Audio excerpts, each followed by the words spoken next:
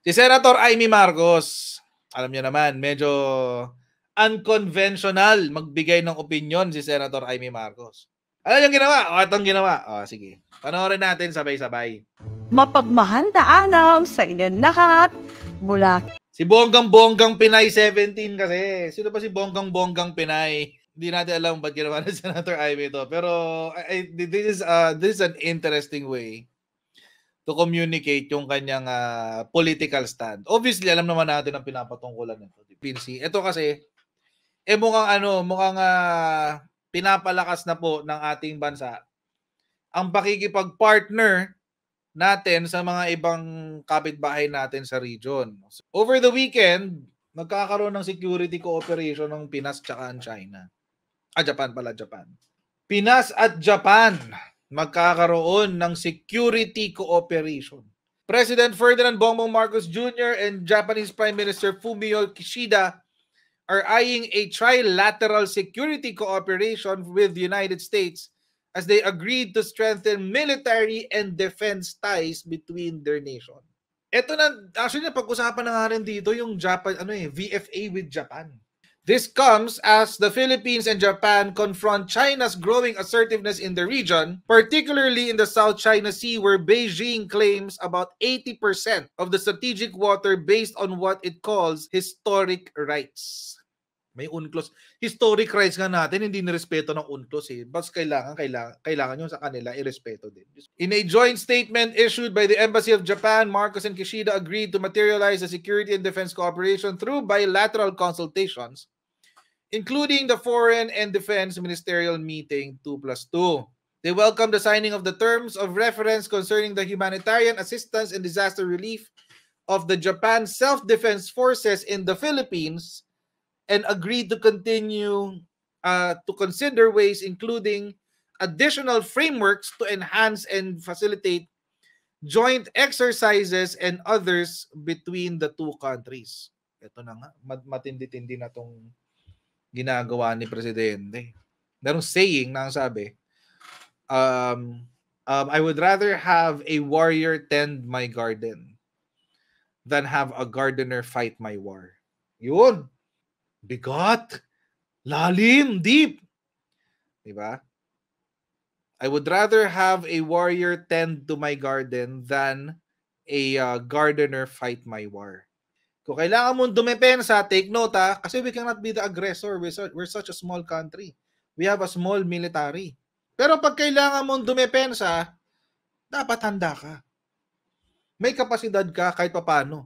This is no joke anymore. In fact, kung napanood nyo to, in-interview si PBBM sa Japan. Ferdinand Marcos Jr. is visiting Japan for the first time since he took office last June, at a time when China is increasing its presence in the South and East China Seas. NHK asked Marcos how he plans to navigate the resulting security and diplomatic challenges and how he hopes to work with Japan. We have observed many movements by the different powers. China, of course, has made its presence very strongly felt to the Philippines. And again, my view on the subject is that we are defending our territory against claims being made against our territory. Malinaw, di ba? We are in a defensive posture. We are in a defensive posture. We are not advocating for anything violent. We are only protecting what is ours, di ba? Bakit? Because it's the constitutional mandate of the president. Pag hindi niya ginawa yan, he will be remiss of his constitutional mandate. Yung impeachment, it's not even the point. Hindi punto dito yung impeachment. Yung dapat ginagawa ni Presidente, yung kanyang trabaho. Yun. Kaya may ganito. Tuloy natin. And so we, as a sovereign nation, have to do everything that we can to defend it. Now, I do not think that the solution is a military one. And so we must continue to engage all parties involved. We must continue to counsel everyone who is involved in the South China Sea for restraint and to try to resolve whatever issues there are in a peaceful way. And that, I think, is the fundamental aspiration for the Philippines, is that we maintain the peace and we dial down the increasing tensions in the region. I suggested to him that some of the incidents that we see are happening in South China Sea seem to be indicative of a failure of communication. And so I said, let us improve our communication. We already have a task force that is a bilateral task force with China and the Philippines that are supposed to talk about and try to resolve some of these incidents that we see happening in South China Sea. And but my suggestion and my proposal to the President Xi, was that we raise the level of that bilateral task force. How was the response from President Xi? He was very open to the idea. What's your view on Wala pa pala agreement. contingency? We do consider ourselves very much on the front line. If there is conflict, if there is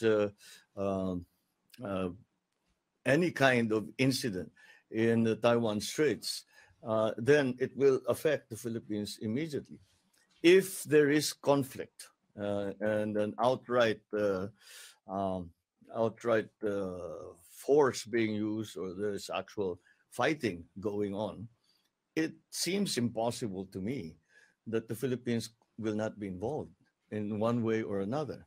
We will certainly not go to war with anyone, but we will somehow, because of our physical proximity to whatever could be happening, simply because of that, we see that the Philippines has to take measures to protect itself. Like Japan, we have... Ang simple-simple, kahit hindi ka pumosisyon, kahit hindi ka mag-pro-America, kahit hindi ka mag-pro-China, kahit mag-neutral ka lang, wala akong kakampihan sa inyo.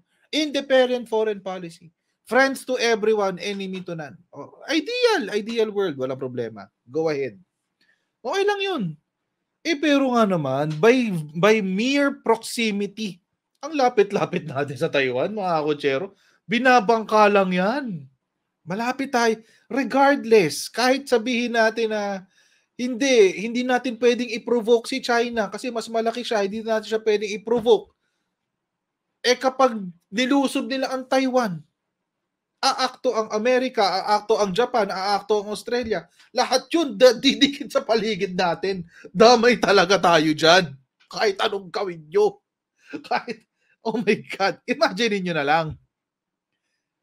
Diba? Lahat ng armas ni China nasa South China Sea.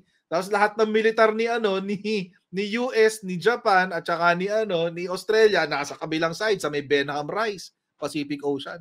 Nasa gitna tayo, guys. Hindi mo pwedeng sabihin kailangan maging neutral eh.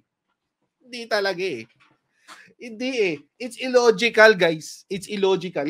Kung kayo po ay nasa US, UK, Canada, Italy, France, Spain at Ireland, huwag niyo po kalimutan na gumamit ng SendWave kapag kayo po ay magpapadala ng inyong mga remittances sa Pilipinas. Gawin niyo lang mga kotsero, i-download niyo lang siya sa Apple App Store at sa Google Play. Pagka-download nyo, i-rehistro nyo po inyong bank account. Okay, safe na safe po yan dyan, mga kotsero. At sa inyo pong unang padala, kapag ginamit nyo po yung ating promo code na Coach Jarrett, ay makakakuha pa po kayo ng $10 free credit. So, mga kotsero, once again, if you are in the US, UK, Canada, Italy, France, Spain, Ireland, and Belgium, gamitin nyo na po ang SendWave for all of your remittance needs. By the way, wala akong fees yan, ha? Wala akong remittance fees yan.